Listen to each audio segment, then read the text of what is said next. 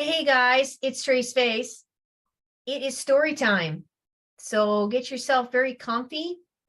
I'm about to read us a little story to you about Echo and Narcissus. And I've been looking at it, researching quite a bit, and I came across this article that really just nails it. So I'm going to read it to you in full. Just want you to sit back and take the story in, the actual story of Echo and Narcissus, and how this dynamic has come to play and how we're using these words.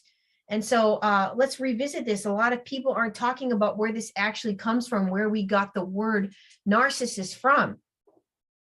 So I'm going to share this with you. This is an article, okay? This is an article written by Darlene Lancer in 2017 on the Psych Central site. I was looking up this information on Narcissus and Echo, and just really the dynamics between the two of them, and this article just nailed it. So let me just jump right into this for today. And like I said, just listen to the story, okay? Because it's going to show you a lot of things of this. Darlene really nails this in this article, and discussing the story of Narcissus and Echo and what is really going on here and what we're currently seeing happen with the dynamics of an intimate relationship and how this happens, how you're manipulated. Narcissus and Echo were tragic Greek characters in a story told by the Roman poet Ovid in Metamorphosis. The poignant myth crystallizes the tragic problem of relationships with narcissists. Sadly, both partners are locked into a very painful drama where neither feels satisfied or sufficiently loved. Although it's anguish for them both, the narcissist blames the cause of his or her partner and sees him or herself as irreproachable, and too often his or her partner readily will agree. The myth of Narcissus and Echo. Narcissus was a handsome hunter who broke the hearts of many women.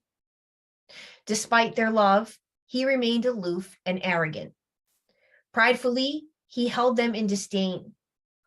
Meanwhile, the beautiful forest nymph Echo had incurred the ire of goddess Juno, who punished Echo for talking too much by depriving her of her free expression.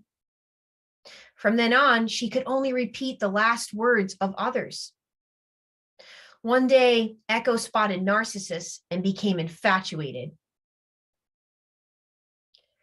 She longed for his attention, but he was fixated on himself. She tried to call out to him, yet she couldn't. One day, Narcissus became separated from his hunting companions and called out, "Is anyone there?" Echo could only repeat his words. Startled, he said, "Come here," which Echo repeated. Echo jubilantly rushed to Narcissus, but he spurned her, saying, "Hands off! May I die before you enjoy my body." Humiliated and rejected, Echo fled in shame. Nevertheless, her love for Narcissus grew. To punish Narcissus for his arrogance, Nemesis, the goddess of revenge, put a spell on him. When Narcissus next noticed his reflection in a pool of water, love overtook him. He believed that he'd finally found someone worthy of his love and became entirely absorbed with his own beautiful image, not realizing it was actually a reflection of himself. Unable to get Narcissus's attention, Echo's obsession and depression grew. As years passed, she lost her youth and beauty, pining away for the unattainable Narcissus, until she wasted away, only leaving behind her echoing voice, haunting throughout the woods. Narcissus eventually committed suicide, consumed by his impossible love, leaving a flower in his place. Understanding Narcissus. Well, despite their seemingly strong personality, narcissists are actually very vulnerable underneath their protective armor. Command of their feelings and of other people is all important because without control, they feel weak and humiliated. They're drawn to somebody emotionally expressive and nurturing, qualities that they lack. Vulnerable feelings, especially shame, sadness, and fear, are relegated to their unconscious. Thus, to feel sad or lonely evokes their need for someone, which would expose them to hurt, rejection, and feelings of inferior. They attempt to eliminate these uncomfortable feelings by demonstrating independence, courage, and strength, ideals with which they identify. Like the myth, narcissists feel superior to others, yet depend upon them to reflect back a positive self-image. Surprisingly, most narcissists are codependent too. They're hypersensitive to any perceived challenge to their illusion of being the very best, and often perceive slights where there were none. They dread being considered a fraud, having their shortcomings revealed, their opinions or authority questioned, or their self-esteem or pride tarnished. They will do what it takes to prop up their image and block negative feedback or criticism of any kind. In their arrogance, they can be dismissive and rude, including projecting their shortcomings onto others, criticizing and belittling them, or unleashing their narcissistic rage. Trying to please them feels thankless, like trying to fill a bottomless pit. Their inner emptiness, which they expect others to fill, but of course, it's impossible. They may embarrass family and friends with their boasting or obnoxious sense of entitlement, such as monopolizing the conversation and interrupting. To obtain what they want, they may exploit others, regardless of the consequences. Their attitude compensates for unconscious feelings of deprivation and inferiority, which becomes intolerable when they don't get their needs met or get special privileges that they believe they deserve. Understanding Echo. Not everyone who falls for a narcissist is like Echo, but those who stay resemble her. A stereotypical codependent who sacrifices his or her own needs to accommodate others. Whereas Narcissus is overly self-absorbed, Echo is overly other-absorbed.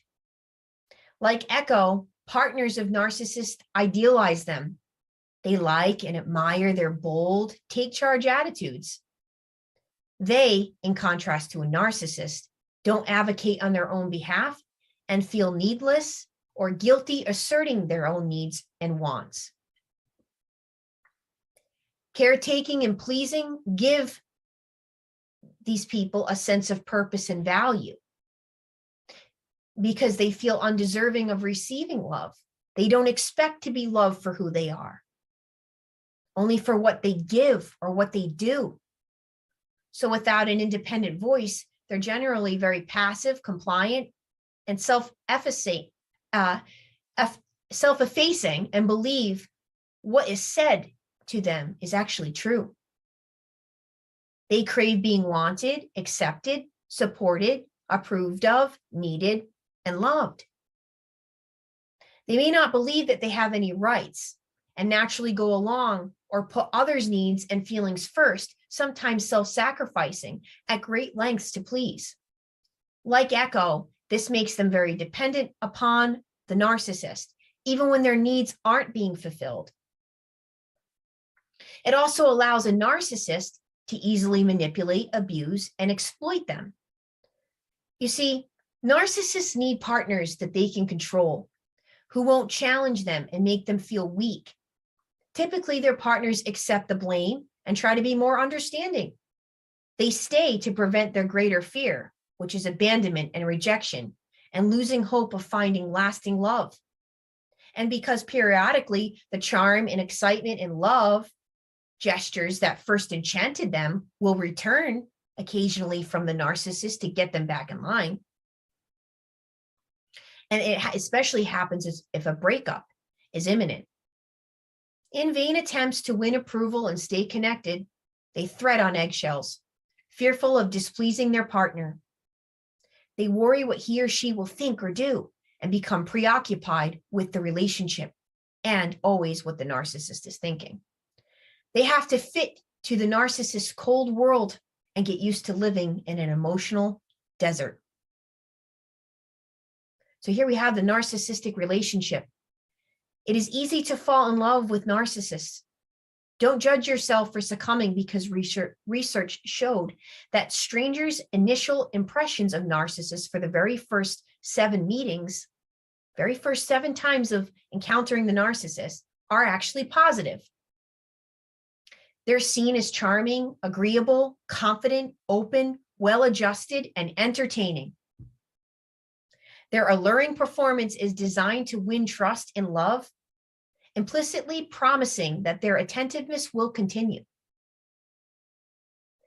Only later did the research subjects see through the narcissist's likable facade. Difficulties and conflict arise in longer narcissistic relationships. At home, narcissists may privately denigrate the person they were just publicly entertaining. And after a romantic prelude, they act totally different. Once you're hooked, they lack the motivation to maintain a charismatic facade. As the excitement of romance wanes, narcissists, they become disappointed in their partner. Their criticisms escalate, and they may act distant and dismissive. The relationship revolves around the narcissist, while others are viewed merely as objects to use in order to manage the narcissist's needs and fragile self-esteem. Embarrassed partners watch their mate flirt with a cashier, cut in the front of lines, or go after a clerk or a waitress, put them down. They must contend with demands, judgments, and self-centeredness. They're expected to appreciate the narcissist's specialness, meet their needs, or meet the needs for admiration, service, love, or purchases when needed, and are dismissed when they do not. Narcissists put themselves first, and their codependent partners concur. Both agree that the narcissist is great and that his or her mate isn't and should sacrifice. This is what makes the relationship actually work, at least in the beginning. Eventually, the partner does feel drained, hurt, resentful, disrespected, and without question, lonely. The children and partners of narcissists share Echo's experience of feeling rejected, invisible, and unheard. They long to be seen, to have their needs met, and to have their love returned. Many partners of narcissists sadly pine away for years, longing to feel respected, important, appreciated, and cared about. Their self-esteem suffers over time. They risk turning into empty shells of their former selves. Narcissists suffer too, because they are never satisfied. Even though Narcissus and Echo both long for love, Narcissus can neither give love nor receive the love Echo offers. Well, I don't know about you guys, but if that article does not sum it up to a T of what happens and what is happening to you in this dance with a narcissist, okay? And for those of you that watch this channel that are narcissists, you will understand the dance that you're forever in, because you cannot look within. You are too preoccupied with the facade, with the dream, with the fantasy.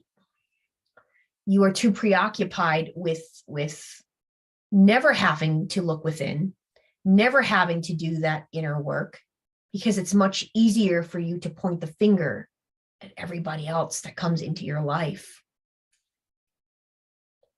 Meanwhile, as this grows within you like a cancer, which is what narcissism does, it just grows within you. you become more and more malignant, more callous and cold. And you don't care. The bottom line is you don't care, because it's so much easier to continue on this pattern. So it seems to you. So it appears, until one day you're caught up on your deathbed, being forced to look at your life up until that point. And so I encourage all of you who believe that the narcissist that you're with can possibly change, or believe that you can continue on living this life of forever catering to the narcissist and the narcissist needs and whatever the narcissist decides. And you are just waiting basically for the ball to drop. You are waiting. You are putting your entire life in the hands of somebody who does not care about you, because they don't have the capacity for that. Your life is on hold. Your identity is on hold. Your needs, your wants, your dreams, your goals are all on hold. And for many of you that have gotten out, you can attest that this is a long road to healing and recovery, but it's worth it, rather than to stay in this dynamic with the person who does not appreciate you, but depreciates you. Every single thing that goes on between you and a narcissist will be a transaction. That's all it is. It's a transaction. You're just about as valuable to a narcissist as a Kleenex. And when they are done with you, you best believe, when they are done with you, your time is up. Okay. So it's about time. It's far past time. You put yourself back in your own control seat for your own life, and do not give this out to anybody to have. Your life is your own. You are your own individual person. You are unique. You are beautiful. You are special. You have all the gifts. God made you perfectly. Perfectly. So the minute you start to question who you are, you start to doubt yourself, you start to wonder, you start to, someone's doing this to you? No. That's no friend. That's no person you want in your life. And it's okay to kick people out of your life. Waiting for them to do it is just waiting. You're wasting your time. You're wasting precious, valuable time that you could be doing wonderful things with your life and loving your life. I really hope you can take a look at this article and the dynamics between Narcissus and Echo, and what this is exactly showing and proving. We're seeing it all around us to this very day. It's actually worse now, I believe, than it's ever been. And I'm going to have more videos on why I think that is. But for now, understand what this means. Love is not supposed to be like this. This entire article explaining to you the dynamics between the two of them, that's a dangerous dance. It's a poisonous dance. And it doesn't end well for either one of you. Please understand that. Get yourself out, get yourself the help you need and that you deserve to get. And I'm here for you. I offer one-to-one coaching. You could be part of a group. If you would like to be a part of a group to heal with others that are going through narcissistic abuse, reach out to me.